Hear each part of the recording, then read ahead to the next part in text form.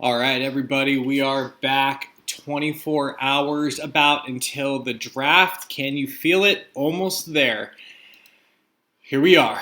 So, I have been quite vocal, quite, you know, opinionated that I think it's plain and simple who the 49ers are going to take. There's been a little bit of deacon going on the last couple weeks. Obviously, the typical draft, spin zone on who's going to go where, and rumors and smoke screens and all that stuff as far as like why we love the draft, right? But taking a deep breath, taking a step back, I'm going to rehash again as far as why I think Justin Fields is going to the 49ers at pick 3 tomorrow.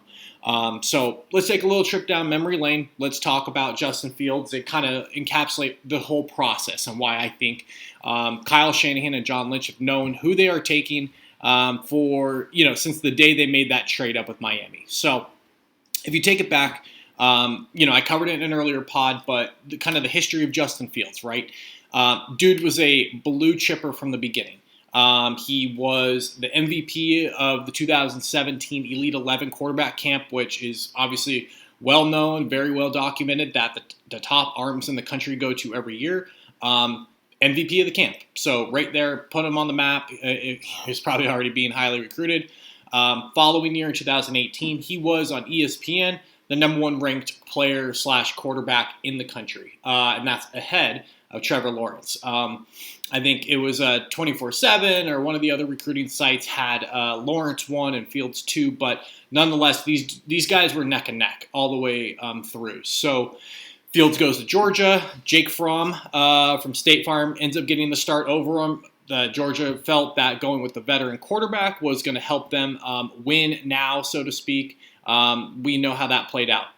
It didn't. They lost to Alabama, and Justin Fields transferred.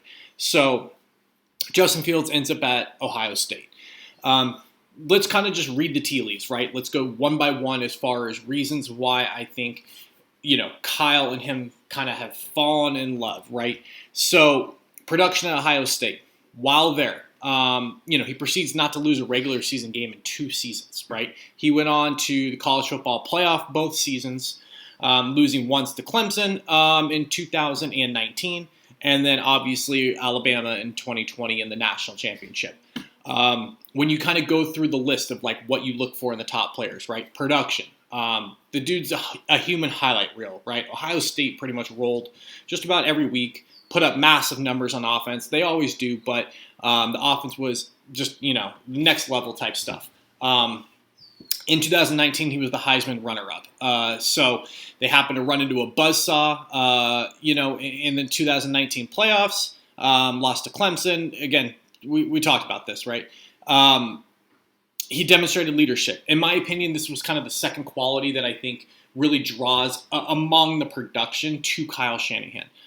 When I talk about leadership, obviously, yes, leader at Ohio State, on the field, in the huddle, those kinds of things. But let's just call it what it is, right? The Big Ten doesn't play football this last year in COVID without Justin Fields. He was the guy when they kind of were holding back, not playing, that was rallying the commissioner, rallying the whole, league, getting things filled out to, petitions to play and signatures and all that. So without him really kickstarting that whole movement, the Big Ten doesn't play football, or at least not nearly enough to get them to the playoff. Why I think that's super important is Justin Fields is probably a top 10 pick, whether he played or didn't play last year.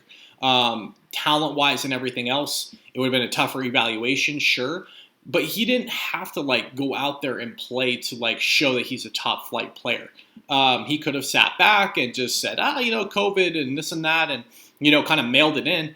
That was the complete opposite of what the guy did. So I give him all the credit, and I think that counts for something, right? You want somebody who's going to be in the building, who loves football, who wants to play, and who wants to compete. He showed toughness, right? That's the third quality that I think really stood out for Shanahan. If I had to get into his mind, we've all seen it, right? Against Clemson, the dude gets absolutely laid out. I don't know if the injury ever came out, but pretty sure he broke a few ribs on that hit. He continued to go on and just absolutely shred Clemson after missing a couple series or something like that. and dominate with, I think, 6 touchdown passes. So the dude's obviously tough. The next week they went and got steamrolled by Bama. He obviously wasn't healed or anything like that, but the dude is tough as nails. Outside of production from Ohio State, the next thing that I think really people kind of overlook that I think for me is a huge deal as to why, again, this is going to come back to the 49ers. Familiarity with the coaching staff, right? This is a kid that Kyle and Mike McDaniel, who's now the offensive coordinator, and he's been Kyle's right-hand guy for years. They've known Justin Fields for a while now. Justin Fields attended Quarterback Collective, which is an elite coaching camp. Sean McVay coaches there, Shanahan, Mike Shanahan, LaFleur, all those guys are there. There's pictures, right, of Fields and Shanahan at this camp, right? Like face-to-face, absolutely having conversations. So I think not only does Kyle know what this guy's capable of, early on in his career talent-wise, but also he's known who the kid is for 4, 5, 6 years now, right? He saw him early on. He's seen him through college. He got to talk to him multiple times throughout the draft process. I just think, Kyle, if it were me and I knew who this kid was, I'm probably not going to his pro day, right? He knew at that point, who he was as a person and what he could do on the field. I don't think it was anything more than just kind of reevaluate, look at it, just double check and kind of cross his T's to make sure that this dude is coming ready to play. He's, preparing himself. He's working hard, all those things. So that's the first thing. The second thing when I'm talking about familiarity with the coaching staff and the organization, John Beck. So John Beck was a player for Kyle, kind of back in the day, so to speak, with Washington. He's now a private quarterback coach that works and has been working with Justin Fields for months now. John Beck has said he's had multiple conversations with him. He has been almost implementing what Kyle wants in the drills and things like that. And so John Beck has been working with Fields.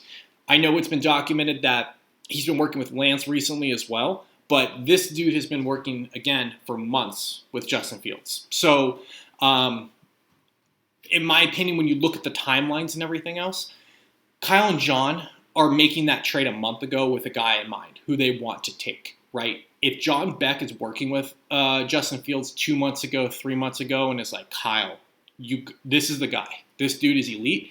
The timelines match up, right? If you look at some of the quotes that he's had, when Justin Fields walks out onto the field, he carries himself in a way that he's played for Ohio State. He's been the dude there for 2 years. He's played a national championship, and he's eyeing Super Bowls. You can tell his level of focus when he steps on the field. He's out to prove he's one of the best out there.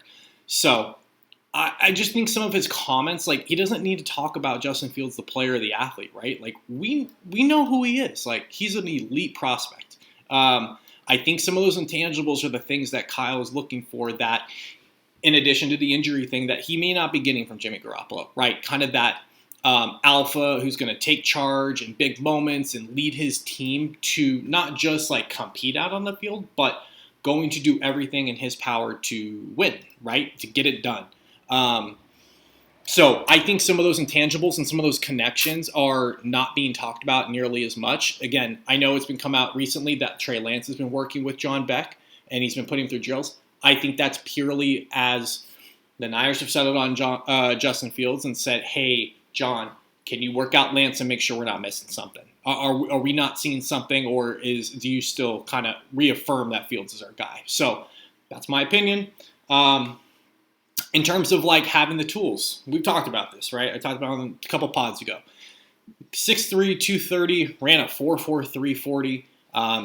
Again, just dominated in college pretty much every single game but two. He had a few down games. People talk about the Indiana game, I think it was. But for the most part, the guy didn't lose a game, right, except for the playoffs. So he can make every throw on the field, 68% completion percentage, so he's accurate. The dude's a physical specimen. So when I look at it, and when have the Niners ever the last point that I would make, when have the Niners ever tipped their hand in the draft, right? So all the talk has been Mac Jones, Mac Jones, Mac Jones, Trey Lance now all of a sudden coming into it. It's down to those two, this and that. I think it's a major misdirection and like overcorrection as far as like people wanting to jump to this. Fans had no idea in 2017 that Solomon Thomas was like the guy, right? Like there was some speculation, but I went back and looked at mock drafts. 9 different players were mocked to them in 2017. With the third pick, or second pick, I'm sorry, they moved back to 3. So you had Jamal Adams. You had a bunch of guys that people were talking about. So there was definitely no done deal. Like nothing leaked then. You had the second pick. Like you could have just leaked it, right? 2018, same thing. There was a lot of guys that were mocked to him. Derwin James, Roquan Smith, like they go Mike McGlinchey. That, you know, there was that he was on the board, he was talked about, but it was definitely not like a shoot or a sure thing. Nick Bosa, obviously he was kind of the only lock, right? He was clearly the best non-quarterback in the draft, fell into their lap at 2 when the Cardinals took Kyler. And then last year, like Javon Kinlaw was talked about. You know, he was one of the D tackles that was like elite, and with the Buckner move, like it made a lot of sense. But the conversations leading up to the draft last year were all about like which one of the big 3 receivers are they going to take? Is it Lamb? Is it Judy? Is it Ruggs? And then Kyle and John spin out a Javon Kinlaw and Brandon Ayuk. Like nobody mocked that. Nobody saw that coming. So point being, I don't think like the obvious is in their nature, right? It doesn't make any sense at all to leak that Mac Jones or Trey Lance is your guy.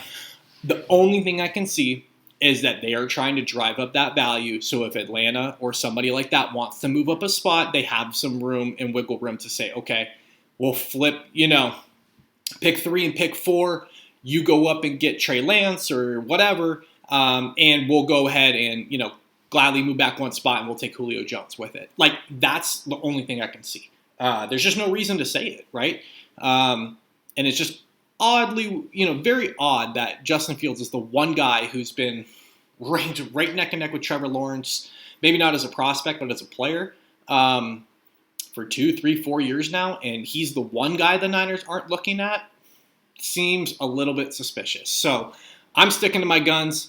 Happy to eat crow and take flack and everything from people on social media or on this page if I am wrong. I got to imagine if I am wrong, I hope, you know, Kyle drafts the right guy and 49ers win Super Bowl after Super Bowl. But I'm sticking to my guns. I think it's Fields. That's where it's at. So let me know. Feel free to, you know, check me out on Twitter. I've been pretty active over there. Leave your comments in the section. Love interacting with people there. And then, yeah, go to my Twitter page, Vinny Levine29. I'm running a contest on there. If we can hit 100 retweets on the tweet that's pinned, I'm going to be giving away a jersey of the player who's selected in pick 3. So got to have the correct pick. But, yeah, let's see what you got. So till next time, talk to you later. Peace.